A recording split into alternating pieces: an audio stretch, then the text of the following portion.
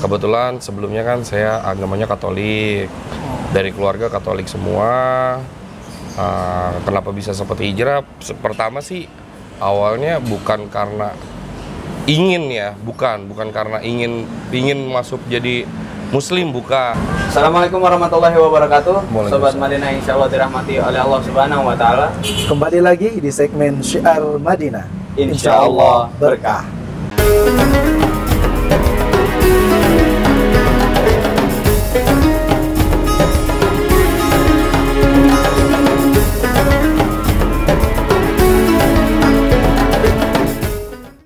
Oke Sobat Madinah, pada kesempatan kali ini kita akan mengungkap bagaimana kisah seorang mualaf ya Sobat Madinah.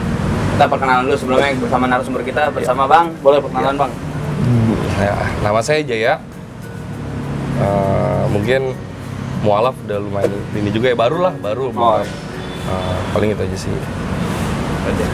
Oke, dari Bang Jaya nih kita boleh nggak Bang kita sharing-sharing gitu Bang tentang gimana sih Bang Jaya ini akhirnya bisa memutuskan untuk hijrah gitu Bang, apa ya bahasanya Ustadz, apa namanya? Kembali sebenarnya. Kembali ke fitrah, ke agama Islam. Kalau diceritain sih lumayan cukup panjang ya, Ustadz ya. Iya, karena background dari keluarga saya kan semua non Muslim semua. Kebetulan sebelumnya kan saya agamanya Katolik, dari keluarga Katolik semua. Kenapa bisa seperti hijrah? Pertama sih awalnya bukan karena bukan karena ingin masuk jadi Muslim, bukan. Oh gitu. Tapi karena ada sesuatu, something lah, ke tempat lah, ke Bogor, ke daerah Ciapus di tahun 2017 datang ke daerah Ciapus. Niatnya itu sebenarnya ingin kalau kata orang itu ziarah, bahasa kasarnya ya. Ziarah ke makam Mbah Junet atau siapa gitu, nah saya lupa, di daerah Ciapus. Nah di sana kebetulan saya nginep kurang lebih 4 hari. Kenapa bisa mualaf? Awalnya juga saya kagak langsung mualaf. Awalnya itu saya tidur di musola, terus denger azan subuh, dibangunin kan mau subuh ceritanya nih. Ini belum mualaf udah tidur di musola dulu. Iya kan posisinya kita nginep, cuman kan kalau di sana kan nggak ada tempat, jadi kan kita tidurnya di musola. Tidurnya di musola. Nah sebelum azan subuh itu kita udah dibangunin, Ustaz. Dibangunin, disuruh pindah dulu lah, bahasa kasarnya tuh, karena yang di depan itu kan buat orang sholat. Betul. Nah dipindahkan ke depan. Pas sudah dipindahkan, namanya kita orang tidur tiba-tiba dibangunin kan nggak bisa langsung tidur lah ya, ngomong kasarnya. Nah dengerlah di situ ada azan subuh. Di situ langsung kok hati berasa kayak nyaman, bukan nyaman sih maksudnya, susah sih diungkapkan gitu. Kalau maksudnya dibilang nyaman, enak, dibilang nyaman tapi susah lah buat diungkapkan. Tapi di saat itu saya akhirnya ngomong, kan berempat ini Islam non Muslim semua. Empat-empatnya ini. Jadi non Muslim semua nih berempat. Nah akhirnya di situ yang 2 udah mualaf duluan, karena emang dia punya tujuan ya. Nah saya kan belum. Teman saya ngomong sama ustadz kiai di sana, bahasa kasarnya ustadz lah di sana, saya mau mualaf. Saya bilang saya mau mualaf. Saya pengen tahu apa sih Islam itu gitu. Apa sih Islam gitu. Kenal dulu, mengenal Islam, nggak langsung mualaf sih. Nah setelah itu kita di sana akhirnya tukar pikiran. Oh Islam ini seperti ini, karena dulu kan saya berpikirnya Islam itu radikal ya.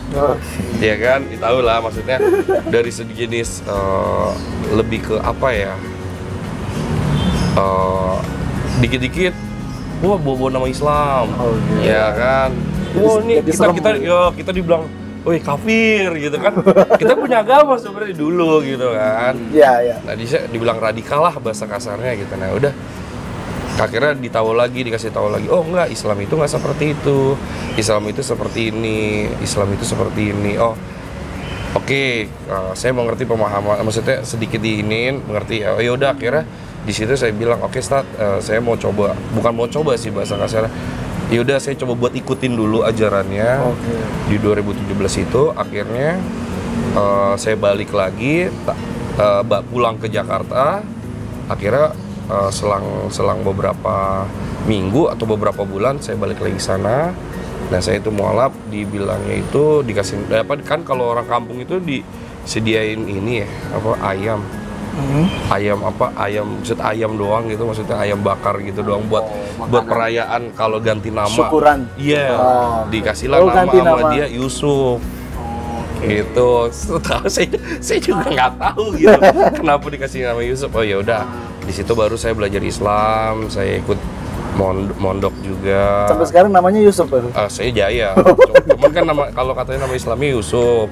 Udah sampai situ sih saya udah baru mualaf gitu. Cuman karena emang kalau sekarang kan kalau mualaf itu harus ini ya bersertifikat. Oke. Gitu. Paling sampai situ sih kalau untuk awal mulanya saya bisa jadi mualaf seperti itu. Masya Allah. Tapi sorry Bang nanya nih Bang, kalau mualaf tuh emang di keluarga Bang Jaya aja sendiri emang? Iya, kalau untuk di keluarga saya sendiri yang mualaf. Gitu. Berarti ada mungkin keluarga merasa orang tua. Jadi kan kalau orang tua kan saya ngajarin anak itu dari kecil, mungkin sampai saya dewasa saya kasih ajaran itu ajaran Katolik ya. Maksudnya ajaran non Muslim gitu. Kenapa pas sudah gedenya itu bisa jadi Muslim gitu. Sempat sampai pernah berbicara seperti ini yang saya ingat orang tua saya. Kalau gua mati jangan pernah lu datang. Bahasa kasarnya seperti itu. Berat juga. Cuman ya berat banget sih sebenarnya. Cuman ya kan balik lagi ya ke diri kita sendiri ya. Meyakinkan atau tidak gitu. Karena kan emang pasti di fase-fase itu juga ada yang buat saya down. Sampai saya pernah nanya juga ke salah satu ustadz juga, hukumnya apa kalau kita sedangkan saya mualaf tapi pengen sholat tapi ada orang tua saya, itu apakah termasuk durhaka atau tidak gitu. Sampai sempat ada pertanyaan seperti itu Iya. gitu. Biasa. Kayak gitu sih. Tapi emang fase-fase yang di saat 2017 kesananya itu emang rada berat. Sampai saya nikah pun pas saya ijab kabul itu orang tua perempuan saya nggak ada. Ijab kabul menikah gitu ya. Itu orang tua saya nggak ada, makanya kan sempat kita kan kalau orang nikah itu kan digabungin tuh harinya ijab kabul sama resepsinya. Nah kalau saya bedain karena posisi apa? Kalau hari itu sama orang tua saya nggak bakal datang di resepsinya gitu. Makanya saya pisahkan di resepsinya itu. Kayak gitu. Karena buat menjaga perasaan orang tua ya. Betul. Karena rada kalau dibilang durhaka ya namanya orang tua, dia yang melahirkan kita maupun di agama apa, kalau yang saya tahu gitu ya, yang saya tanya, tetap aja surga itu emang di telapak kaki ibu aja.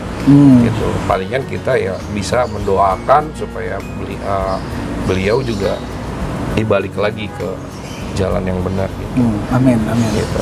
Paling cuma itu aja kalau kita nasihatin ya namanya orang Aduh. nggak bakal bisa kita nasihatin. Jangan, nggak boleh. Kalau yang ada kita jadi debat kan. Jadi malah kita yang ada durhaka lo jadi benar-benar Nggak boleh. Ya gitu. Seharusnya sih tinggal tunjukin kita Islam itu adabnya kita, akhlaknya kita, bagaimana Islam sebetulnya. Iya. Itu kita tunjukkan sehari-hari baru. Supaya orang yang mungkin berpikir Islam yang tadinya radikal, tadinya intinya jelek lah, itu jadi kok beda ya yang saya lihat Jaya ini gitu. Misalkan kalau orang tua gitu, atau Mas Jaya saya lihat hidupnya kok semakin baik ketika dia lebih berubah. Itu mesti kita tunjukkan, itu bukan ayo ikut saya Islam. Iya, sempat ada yang ngomong juga. Sebelum mualaf juga saya dibilang gitu. Saya nggak pernah ngajak ya, kata dia. Ini kan ada kemauan kamu sendiri. Oh iya, saya suka. Ini mah kemauan saya, karena Islam itu bukannya mengajak dari agama lain untuk masuk ke Islam. Tidak boleh memaksa. Tidak boleh memaksa. Dia bilang gitu. Oh iya, enggak kok, saya. Gitu. 2017, tapi akhirnya 2019 saya baru keluar sertifikat ya kan. Sertifikat yang saya bilang itu itu kan harus keluar tuh. Kalau kagak KTP udah ganti belum? Alhamdulillah udah loh. Boleh dia. Boleh dicek KTP aman. Nggak apa-apa sih. Islam, KTP-nya masih apa tadi Katolik ya? Katolik. Masih Katolik tapi orangnya udah Islam, masih itu juga belum nggak masalah sih. Iya, cuman kemarin udah diganti sama saya. Oke, apa-apa. Biar nggak ini aja. Oke. Karena kalau waktu nikah itu kan masih Katolik ya kan, nggak bisa kali ngasih sertifikat. Gitu. Kalau nggak kita nggak bisa nikah di KUA. Yang ada zina juga ya. Iya betul. Gitu sih. Tapi tadi pas Bang Jaya di musola gitu Bang, pas yang di Bogor tuh, itu pas kan Bang Jaya nggak sholat tuh berarti? Enggak, saya nggak sholat. Itu dari si pengurus itu ada orang gitu, ada yang lihat kayak ini nggak sholat dia gitu. Karena emang kan kita pas datang itu udah tahu kalau kita itu non muslim. Gitu. Jadi yang si ininya mau udah tahu karena sebelumnya kan kita udah ini duluan lah, bahasa kasarnya udah minta izin ya, gitu. Ada sowan-sowan lah orang-orang di situ. Udah minta izin duluan. Cuman dia tahu kita nggak sholat. Gitu. Saya penasaran, kenapa nginep jadi musola? Kenapa kagak ada tempat lagi? Kagak ada tempat lagi gitu, karena ya udah yang penting bisa tidur aja. Oh gitu. Dia bisa tidur. Ya intinya namanya dulu ya anak-anak muda, bukan muda sih sebenarnya. Jadi panjang juga sih sebenarnya ya. Karena dulu kan saya kan ini juga maksudnya apalah ya, badung lah bahasa kasarnya lah. Jadi tidur di mana aja jadi bablas gitu. Menggemar main Pak. Dasarnya sono kemari. Lebih ke apa ya? Ya penjelajah nggak juga sih, nggak penjelajah juga, cuman ya main lah gitu. Tapi saya nangkepnya ini keren karena dia inisiatif untuk nginep di musola. Karena di tempat lain juga pasti banyak, misalkan di taman atau di mana gitu. Itu memang ini adalah caranya Allah untuk membawa ke hidayahnya. Itu luar biasa. Dan ini proses itu dia subuh luar biasa. Subuh. Matahari di hari itu terasa berbeda mungkin dengan pendengaran azan subuh ya, azan subuh itu pintu hidayahnya udah dari situ kan. Karena emang saya dari kelas 1 SD sampai kelas 6 dulu kan sekolah negeri juga Tat. Sedangkan negeri itu kan kagak ada agama selain Islam itu jarang ada kan. Karena mata pelajarannya karena kita mayoritas. Karena mata pelajarannya ya. Setiap mata pelajaran itu apalagi kelas 6 ya. Kelas 6 itu ada sholat praktek sholat ya kan. Sempat maksudnya dari kelas 1 sampai kelas 6 itu emang belajar agama Islam juga gitu. Sedikit. Jadi, tapi ujian di sekolah juga bahasa agama Islam. Ujian praktek, ujian apapun itu agama Islam. Palingan praktek sholat. Palingan kita kalau enggak di kelas 5 kelas 3 kelas 4 sampai kelas 5 ada. Sehingga saya itu baru datang ke gereja, ikut ibadah, terus kita minta tanda tangan gitu dari si pendeta romo lah bahasa kasar kalau pastur gitu kalau bahasa orang Katolik. Cuman kalau orang Kristen bilang kan pendeta. Nah kalau saya itu kalau orang Katolik itu lebih ke romo kalau nggak ke pastur. Nah itu dia yang iniin gitu, minta tanda tangan dia lah gitu bahasa kasarnya. Karena emang dulu banget sih itu, seingat saya karena harus minta tanda tangan, bukti kalau ini kamu udah belajar di hari Minggu gitu, ini nilai agamanya gitu. Cuman tetap pas ujian kagak kepake. Tetap yang kepake ya praktek sholat yang dipakein gitu, praktek. Karena kan saya dulu nggak tahu bacaannya, ya taunya ngikutin aja gitu, maksudnya orang begini udah nggak tahu bacaannya gitu. Bacaan sholat Al-Fatihahnya kagak tahu, segala macam bacaan. Ngomong kasar sampai saya mualaf pun pertama kali mualaf gitu, saya wudhu kagak tahu bacaannya. Yang saya tahu ya cuma dikasih tahu bahasa Indonesia doang gitu. Bahasa Indonesia saya niat menghilangkan hadas kecil, udah karena Allah Ta'ala udah. Gitu aja yang saya tahu. Cuma sisanya bacaannya ya sorry gitu ya, emang kagak tahu ya kan, namanya baru gitu kan. Iya betul. Ya udah jadi orang di saat sholat saya itu melek gitu. Lihat-lihat dulu. Dia belum ini baru gitu. Jadi kan nggak tahu kan? Ngiratan. Nggak tahu maksudnya. Nah, sama wudhu juga. Wudhu saya juga nggak tahu yang mana harus di iniin, yang mana. Jadi orang wudhu, misalkan nih mas temen ngajak saya sholat Jumat atau sholat biasa, ayo kita. Saya ngeliatin mas dulu gitu. Dia ini kaki, tangan, kaki ya kaki, muka ya muka. Jadi ya bener-bener ngikut aja gitu sampai di situ. Cuman akhirnya saya di ini lagi tuh dikasih tahu lagi kalau bisa belajar dulu untuk bacaannya. Oke, saya belajar, baru situ saya belajar. Oh tahu, bacaannya saat ini apa, niatnya apa, terus sholatnya pas di saat ruku apa, di saat ininya apa. Oh ya udah, akhirnya saya belajar. Tapi di saat itu juga emang posisi juga ada yang membantu juga sih.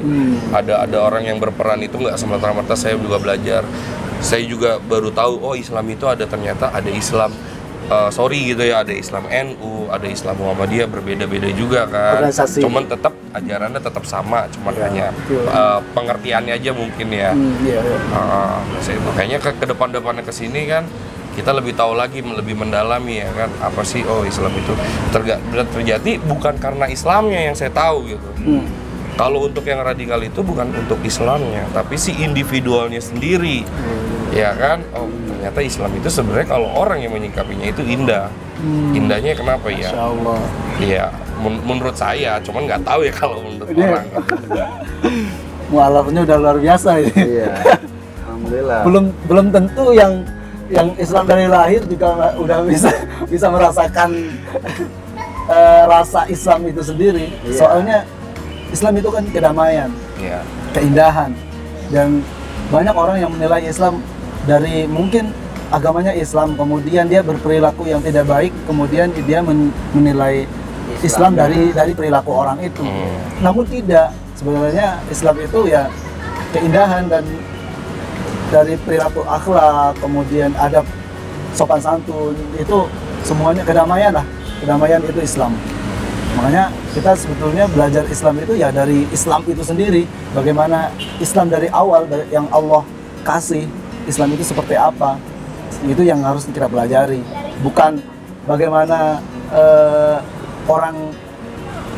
individu orang tadi itu yang dibilang sama saya, individu orang yang dimana Islam yang memang agamanya Islam, kemudian dia berakhlak yang mungkin ada kalanya baik, ada kalanya buruk, namanya juga manusia ya. Iya, betul. Ya, makanya itu. Tapi Islam tetap membawa kedamaian, membawa kemaslahatan.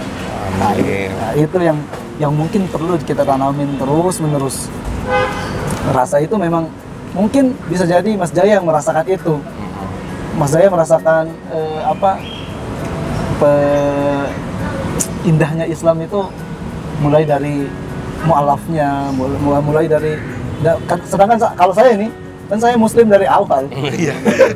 Ya maksudnya saya tidak merasakan mencari Islam itu di mana. Tapi saya itu apa? Iya. Gitu kan, Islam itu kayak gimana sih? Saya nggak mencari itu. Tapi saya udah disuguhkan aja sama Allah dan lewat orang tua saya udah Islam. Jadi orang tua saya udah Islam, saya juga pun terlahir dari keluarga Islam. Masyarakat saya juga Islam semua. Jadi berbeda sekali dengan mas saya yang dimana mencari ke Islam itu baiknya seperti apa, kemudian Islam itu sebenarnya ajarannya kayak gimana, itu keren. Ya keren. Yang itu saya nggak pernah alami, yang mas saya alami. Karena ini sih maksudnya kalau saya pribadi orang itu penasaran kan. Saya lebih banyak menanya kalau saya nggak tahu gitu. Contohnya ada yang pernah, ya maksudnya kenapa saya bilang ternyata beda nih antara Muhammadiyah dan NU. Contohnya sholat subuh, ya kan, ada yang pakai kunut, ada yang kagak, ya kan. Karena kan kita, maksudnya di situ kan kita juga nggak tahu tuh. Kok bisa beda gitu?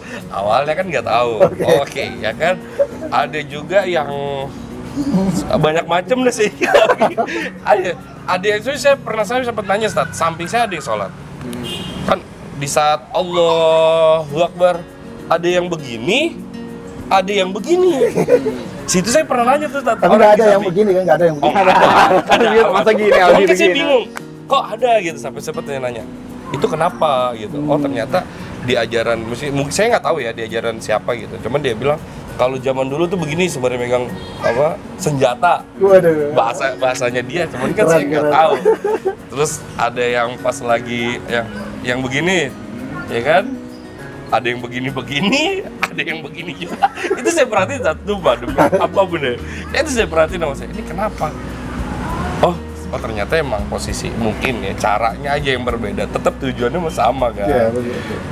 Makanya kan saya bilang oke, oh gini, oh begini, oh udah akhirnya. Nah di saat itu saya baru tahu ada mazhab ini, ada mazhab ini, oke. Ada mazhabnya Imam Syafi'i, ada Hambali, ada banyak ya kan, dan itu beda-beda lagi. Oh ya udah selama ini kan kalau di Indonesia kan kita ngikutinnya siapa, tapi siapa lagi. Oh ya udah akhirnya saya tahu saya menentukan yang si A gitu. Jadi menentukan ikutnya mazhab ini gitu. Ada juga kan yang apa orang bilang kan nggak boleh selamatan apa orang meninggal juga nggak boleh 7 hari ya selamatan lah bahasa kasar selamatan tahlilan pengajian kan ada yang bilang nggak boleh apa gimana karena orang berduka dia ngeluarin duit kan katanya bilang nggak boleh cuman kan itu saya juga nggak tahu gitu. Makanya ya lebih maksudnya sampai saat ini cuman emang saya akuin saya juga sebagai manusia kadang juga suka maksudnya Islam saya belum mualaf saya tak mencari tapi saya juga kadang-kadang juga berpikir kayaknya gue juga kurang nih dari sholat 5 waktunya juga kurang gitu maksudnya lebih ke mungkin saya juga nggak tahu sih ini ada apaan gitu cuman selama alhamdulillah nih Ustaz selama kerja di perusahaan emang yang berburu syariah ya baru diingetin lagi balik lagi gitu. Biarpun emang kadang-kadang masih ada yang bolong-bolong tapi tetap kalau kita maksudnya oh ya udah saya tahu kesalahan saya di mana ini saya udah keluar jalur gitu, gitu. Ada udah keluar jalur ya ada juga yang nyentilin gitu ya namanya manusia betul. Namanya manusia pasti ada namanya kesalahan nggak mungkin 100% sempurna kan ya betul. Tapi jangan salah terus ya itu dia harus terus Insya Allah sih. Jadi kalau udah lurus melenceng sedikit segera lurusin. Iya. Nah, gitu. Karena kalau udah menceng ada aja yang ngajakin menceng lagi ada aja. Makin iya. Dia udah menceng nih, wah ini orang udah mulai menceng, mencengin lagi. Lama-lama udah bener-bener begini nggak lurus lagi Mesti. Ya itu dia, karena saya juga pernah nanya kan sempat nanya, gimana caranya mengetes maksudnya gimana caranya ngetes keimanan seseorang itu. Nah sekarang saya nanya Ustadz, gimana caranya bisa tahu imannya kita sampai mana gitu, di diri kitanya gitu. Nah tadi di awal aja, di awal itu udah terbentuk keimanan pertama, yaitu ketika mendengarkan azan. Nah, dengar azan aja dulu deh untuk tes respeknya seperti apa teman-teman atau kita aja dulu, nggak usah lihat orang ya. Kita ketika dengar azan, kemudian kita minimal kita dengar aja dulu. Ini ada juga yang mungkin sibuk kerja, sibuk apalah gitu, sibuk aktivitas. Ketika azan santai aja dan bahkan ini udah azan atau belum tadi? Tidak memperdulikan. Nah, ada yang sampai kayak gitu. Maksudnya itu keimanan yang dari dengar azan aja, apakah sudah dapat rasa atau maksudnya keterpautannya ke azan, suara azan kan panggilan Allah. Panggilan Allah menuju ke sholat itu. Apakah sudah mulai ada rasa untuk terpanggil lah untuk segera melaksanakan sholat itu, kayak sholat di awal waktu atau yang lainnya. Kemudian yang lain juga banyak. Contoh misalkan kayak sholat tadi, apalagi sholat subuh ya, udah lagi begini nih, udah ngorok atau apalah, tiba-tiba azan. Kira-kira kita akan lawan ngantuk itu atau tidak? Atau malah lanjut tidur? Atau ambil selimut lagi, ambil bantal. Nah itu udah salah satu ya. Ya itu banyak sih buat bentuk-bentuk tes keimanan itu banyak sekali. Sampai terakhir di tes keimanan yang besar itu adalah jihad. Nah, jihad itu mungkin di agama lain melihat wah jihad itu nggak benar atau apalah gitu. Jadi perang. Kayak perang itu. Tapi kalau menurut saya Jihad itu bukan berperang sih, Tat. Oke. Maksudnya ini saya juga dapat ilmu dari orang. Oke. Dari maksudnya ini juga. Jihad itu di saat kita datang, maksudnya mau berangkat kerja, niat kita kan kerja mencari nafkah untuk anak istri ya. Cakep. Ya benar gak sih ya? Cakep. Terus tiba-tiba kita terjadi sesuatu kecelakaan atau musibah yang tidak terduga sehingga kita meninggal dunia. Jihad kan itu. Bener gak sih? Betul. Bener kan? Syahid maksudnya. Itu syahid. Syahid. Oh, bukan jihad. Syahid karena berjihad. Ya, jadi bener sih. Jadi ketika kita memang berniat untuk mencari nafkah untuk anak dan istri, gitu. itu sedang beribadah. Gitu. Sedang beribadah. Tapi ketika ibadah itu kita lakukan, kemudian kita dipanggil Allah, itu bisa menjadi syahid. Oh gitu. Iya. Tapi bukan jihad jatuhnya. Kalau jihad itu harus berperang atau bagaimana? Enggak. Jadi Jihad itu banyak bentuknya ya. Banyak bentuknya. Salah satu makanya ada namanya perang. Di situ jihad terbesar yang Rasulullah ketika itu orang-orang yang benar-benar keimanannya sudah matang, yaitu para sahabat ya. Para sahabat yang langsung diajarkan Rasul. Pastilah keimanannya berbeda sekali dengan kita yang jauh nggak bisa dibandingin lah. Malu lah bandingin. Pokoknya intinya ketika kita dipanggil oleh ajaran Islam, baik itu sholat, baik itu mengaji atau belajar tentang Islam, itu adalah bentuk daripada jihad. Oh gitu, berarti kayak misalkan kita mau berangkat sholat ke masjid, terus tiba-tiba kita terjadi musibah, niat kita udah mau ke masjid mau sholat, itu termasuk jihad. Betul. Oh itu termasuk jihad. Bahkan kata Rasul, jihad ketika Rasulullah sama para sahabat itu selesai dari perang. Selesai dari perang, kemudian beliau bersabda kepada para sahabat, kita sudah pulang dari jihad kecil. Oke. Padahal itu perang. Kembali ke jihad yang besar. Apa itu? Melawan hawa nafsu. Oke. Waduh. Itu yang susah, Itu. Namanya manusia yang punya hawa nafsu ya, Tat.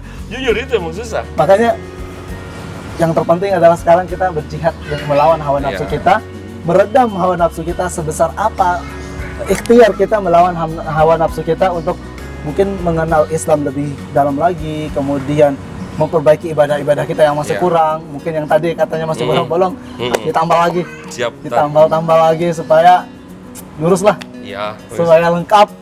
Kayaknya harus berteman sama orang-orang yang bener juga sih. harus. Soalnya jangan sampai ada mencong, kalau ikut yang mencong pasti diajak mencong, makin mencong. Justru harusnya berteman sama orang yang mencong, harusnya dibawa ke yang lurus. Itu dia hawa nafsu, Tat. Makanya